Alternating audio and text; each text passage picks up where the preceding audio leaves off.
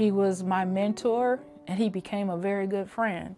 It was during my last visit with Uncle Gordon in New York, and it was a very, very emotional visit. Having had such a precious walk with my uncle since I was young.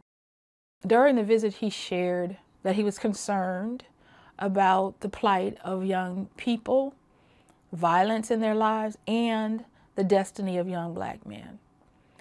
And then he shared, that he was concerned, what's going to happen with all of my stuff and my work? What's it all going to be about? So I had my marching orders that night to ensure that his legacy lived on beyond the preservation of his work.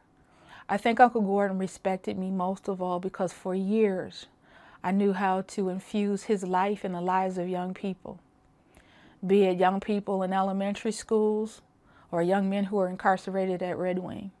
Being able to stand in the kitchen with Uncle Gordon and read letters that young men wrote to him from Red Wing Correctional Facility. One young man who said, "Mr. Parks, I learned how to read reading your book, A Choice of Weapons," and seeing him tear up. So he knew that my role, beyond all the glitz, because he's a really well-celebrated man by all the socialites, but he was a man that could be celebrated among socialites and young brothers on the corner. And so my responsibility is to make sure the legacy lives on through these young people. This young black man who was homeless at the age of, like your all's age. We look to finally erecting a statue of Uncle Gordon somewhere downtown, who knows which corner, maybe in the park, but to also look at where are Uncle Gordon's footsteps throughout the Twin Cities. But he chose his weapon, the camera.